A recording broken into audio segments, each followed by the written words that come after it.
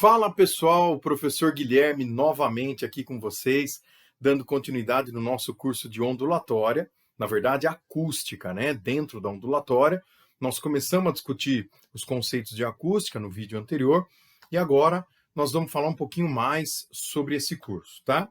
Importante lembrar que na aula anterior eu comentei com vocês algumas características que nós chamamos de qualidades fisiológicas do som, em que nós entendemos que o ser humano, nosso ouvido, ele consegue perceber, a nossa orelha, né?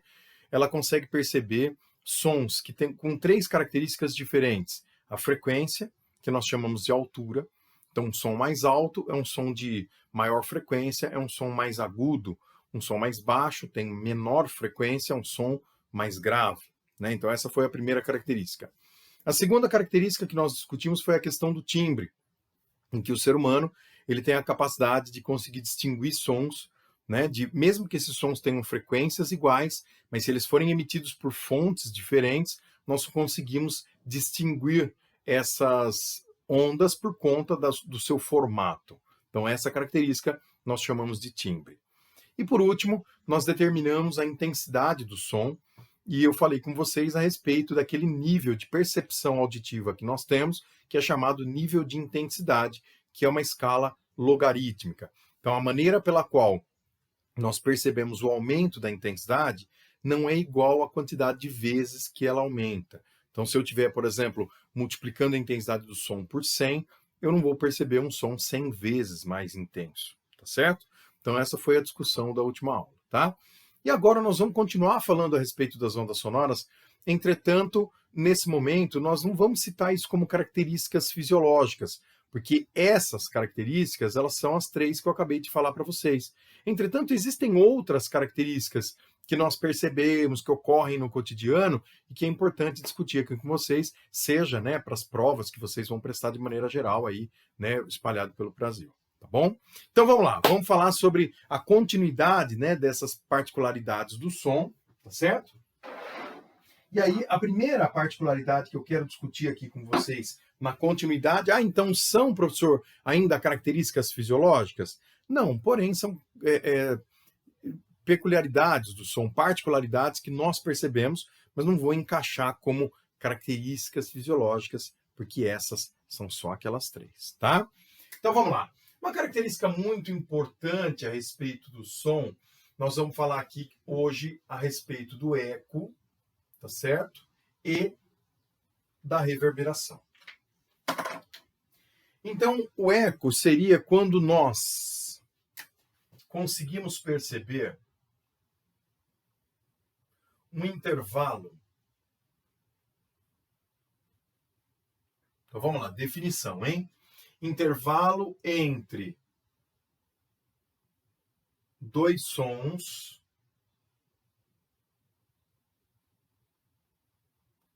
sendo esse intervalo maior do que 0,1 segundo. Então, intervalo captado, intervalo percebido entre dois sons superior, vamos pôr, né, igual ou maior do que 0,1 segundo. Tá joia? Então, todas as vezes que você... Vamos supor que você esteja emitindo a onda sonora, tá? Eu sou uma fonte, mas ao mesmo tempo sou o observador. Então, eu estou parado aqui, estou emitindo uma onda sonora. Quando você fala, a vibração das partículas do ar próxima, porque você cria ondas de pressão. Quando nós estamos falando, a nossa prega vocal, é o nome correto hoje em dia, ela vibra criando ondas de pressão no ar e essas ondas vão se propagando. Então eu ouço um som instantaneamente e ao mesmo tempo, né, eu ouço o som instantâneo que eu estou produzindo e ao mesmo tempo uma onda que foi até um obstáculo e está retornando. Se o intervalo entre esses dois for maior ou igual a 0,1 segundo, então isso é o que nós chamamos de eco, que é o retorno dessa onda. Tá certo? Então, para que o eco ocorra, você precisa de uma distância mínima entre o observador emissor, né, e o obstáculo que vai refletir essa onda sonora. Então vamos supor que nós temos aqui a pessoa emitindo um som, tá?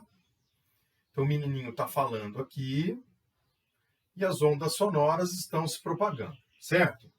E essas ondas, elas vão encontrar aqui um obstáculo,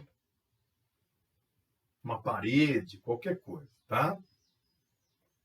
Então veja, o cuidado que nós temos que ter é que essas ondas que vão gerar o eco são ondas que se propagam até o obstáculo, no momento em que são emitidas ali pela fonte sonora, e depois elas retornam de volta para que o observador possa captar essas ondas.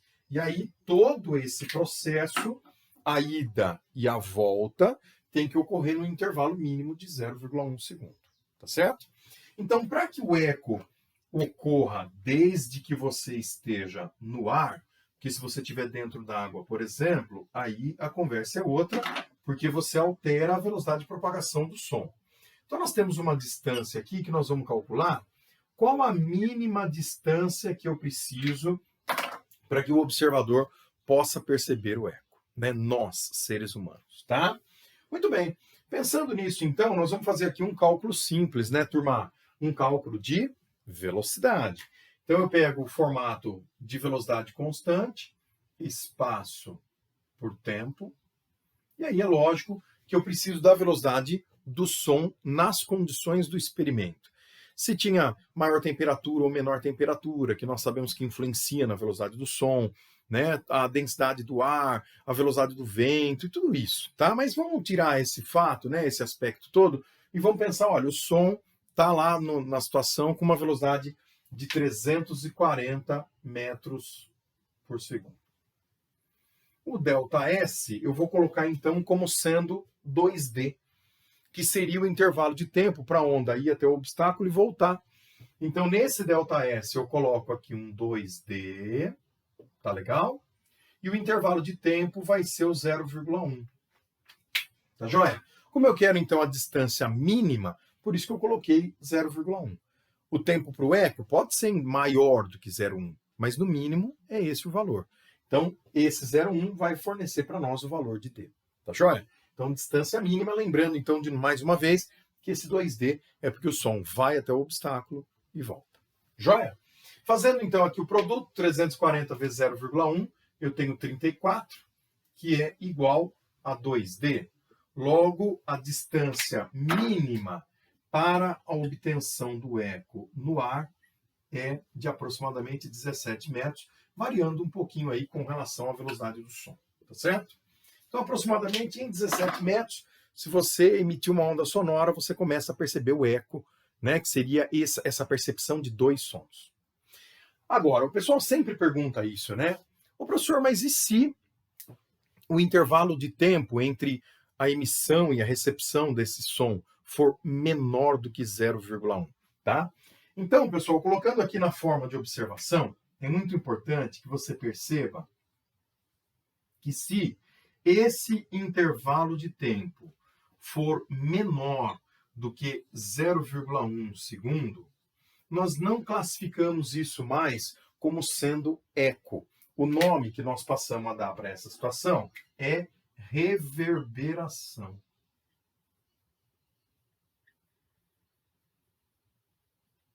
A reverberação é aquele som confuso.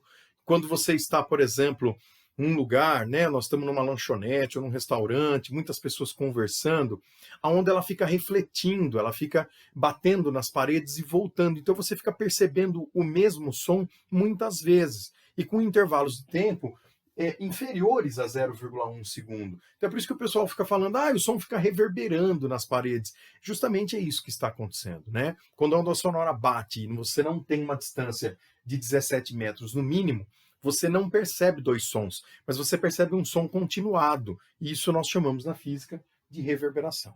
Entretanto, se esse intervalo de tempo for muito menor do que o 0,1 segundo, aí o pessoal passa a classificar esse efeito como sendo reforço, né? Como se fosse um som reforçado, um som um pouquinho continuado, tá certo?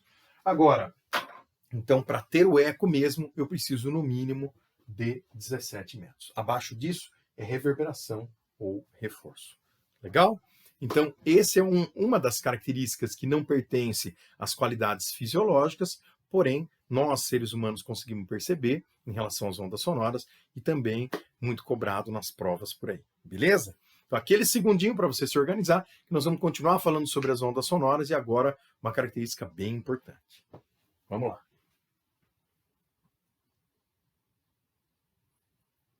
Beleza, pessoal? Muito bem. Então, na sequência, turma, nós vamos falar aqui sobre uma característica interessante que nós chamamos...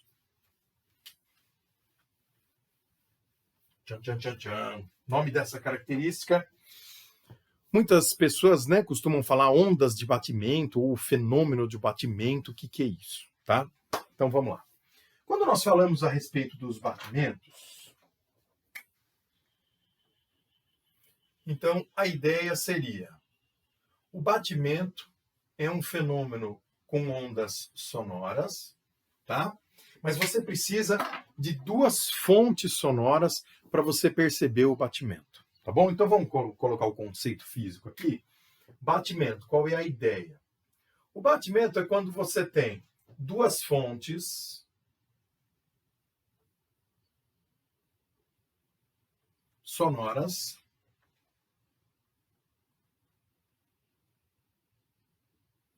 com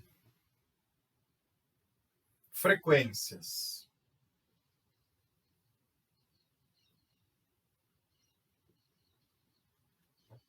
próximas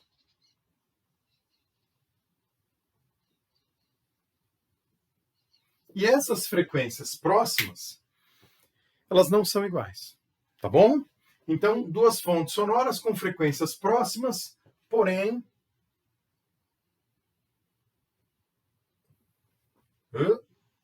bobiei aqui. Porém, não iguais.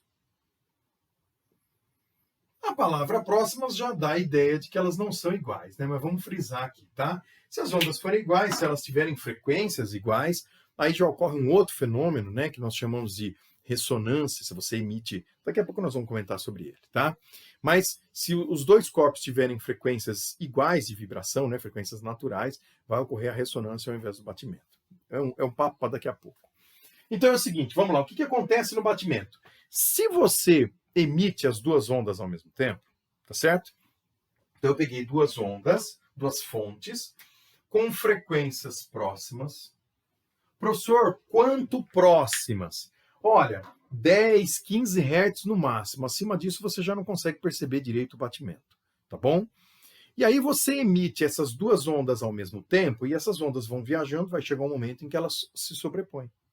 Só que pelo fato delas terem uma diferencinha de frequência, ocorre entre elas interferências construtiva e destrutiva, de maneira que a onda, num determinado momento, ela tem um valor de frequência que você está ouvindo, e num momento posterior essa frequência diminui.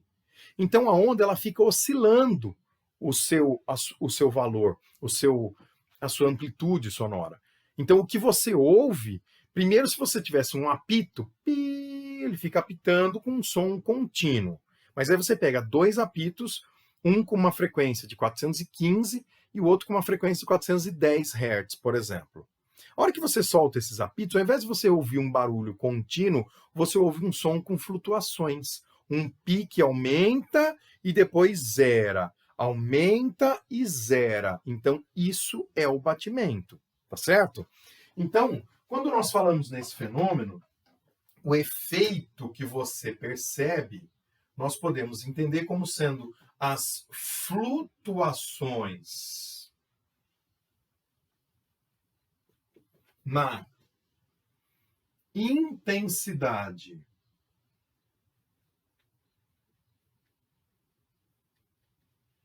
da amplitude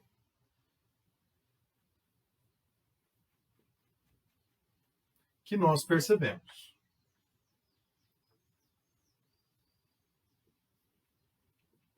Tá joia? Então, essas flutuações de amplitude é o que nós chamamos de frequência de batimento. É isso que você vai ouvir, tá? Então, o exemplo que eu acabei de dar para vocês. Se você pegar uma fonte com 415 Hz e a outra fonte com 410 Hz, como se fossem dois diapasões, né? Diapasão é como se fosse um equipamento, um equipamento em forma de forquilha, um equipamento metálico, tá? De maneira que ele vibra e aí ele vai produzindo pressões, ondas de pressão no ar. Então ele produz uma onda sonora numa frequência específica. Essa forquilha, né? Na verdade, ela é chamada no meio técnico como diapasão. E o diapasão ele tem uma frequência bem específica, tá? E a hora que você coloca esses dois equipamentos para vibrar, eles produzem ondas com frequências próximas, tá? E a flutuação que você vai perceber, aquele aumento na intensidade, depois ela some. Aumento na intensidade, some. Essas variações na percepção da amplitude da onda são as frequências de batimento. É a frequência de batimento que você está captando naquele momento, tá? Então, a frequência de batimento, vamos lá, vamos escrever isso aqui, ó.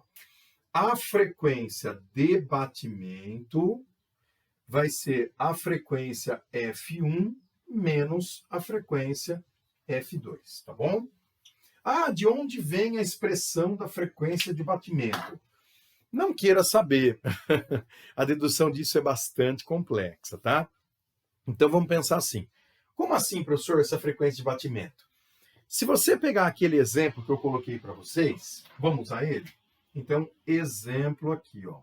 Eu peguei uma fonte F1, que tem uma frequência de 415 Hz, e peguei uma fonte F2, que tem uma frequência de 410 Hz. Então, nesse momento, a minha frequência de batimento, ela vai ser o 415 menos o 410. Então, eu tenho uma frequência de batimento que é de 5 Hz. Então, são 5 oscilações na amplitude da onda sonora que você capta por segundo. O som fica subindo e descendo, subindo e descendo. Então, você ouve, dali a pouco não ouve mais. Ouve e ele some, ouve e ele some. 5 vezes por segundo, no caso dessa situação. Entender o que é a frequência de batimento, entender o que é o fenômeno do batimento, mas as ondas, elas precisam ter frequências próximas. Eu não posso ter uma fonte com uma frequência de 200 Hz e a outra com uma frequência de 1.200 Hz. Ah, professor, então eu tenho um batimento de 1.000 Hz. Você já não vai captar, tá? Para eu captar o batimento tem que ser aí entre 10, 15 Hz no máximo. Passou disso já fica difícil de você conseguir perceber, tá bom? Então isso é o que a gente chama de batimento. Joia? Duas frequências próximas, a flutuação na intensidade de som que você capta, aquele som que fica subindo e descendo, né? Isso devido a essas frequências que são próximas, porém não iguais. Beleza? Então eu volto agora para a gente discutir o nosso último fenômeno, tá? Nossa última característica aí importante, né? Que nós percebemos no cotidiano com relação ao som.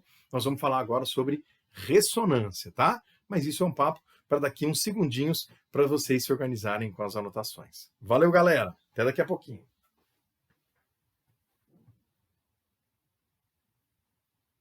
Beleza!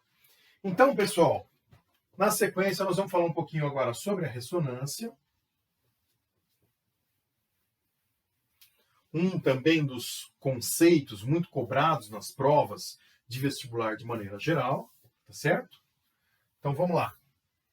Falando agora sobre ressonância. Embora a ressonância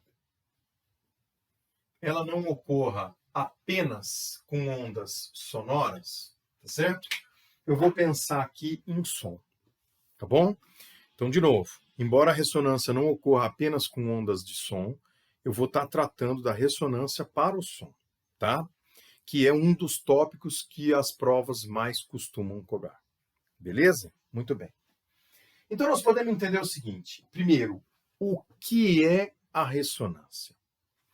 Imagine que você tenha 2 diapasões aqui, tá joia? Esse diapasão em preto tem uma frequência natural de vibração. O que é isso? Nós já vamos discutir melhor. Frequência natural de vibração de 400 Hz. E esse aqui também tem uma frequência natural de vibração de 400 Hz. Eu pego esse primeiro cara e coloco ele em vibração, tá? Pego um martelinho e pum, bato aqui nesse aqui, ele começa a vibrar. E aí, através do ar, essas ondas de pressão chegam nesse cara aqui e o colocam em vibração. Entretanto, as pessoas falam, professor, mas isso não acontece com tudo?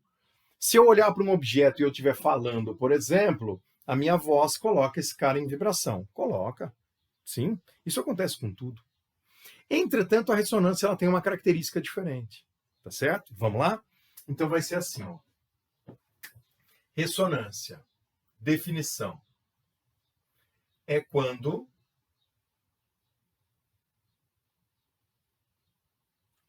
um corpo vibra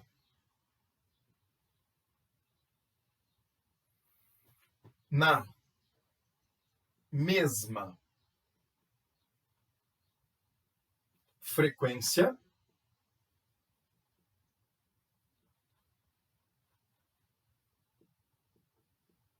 das ondas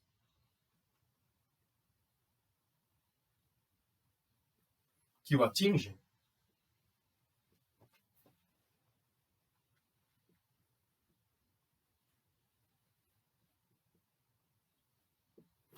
Certo?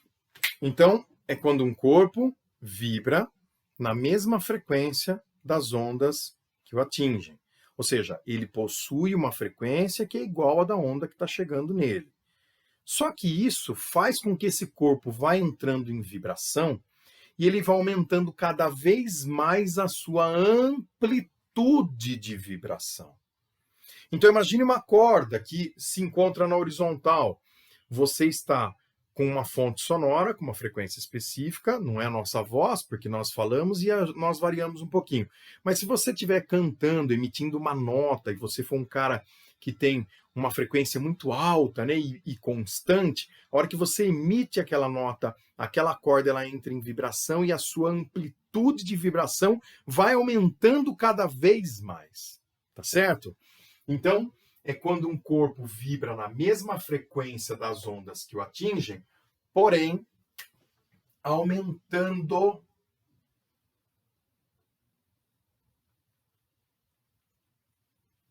suas amplitudes de vibração.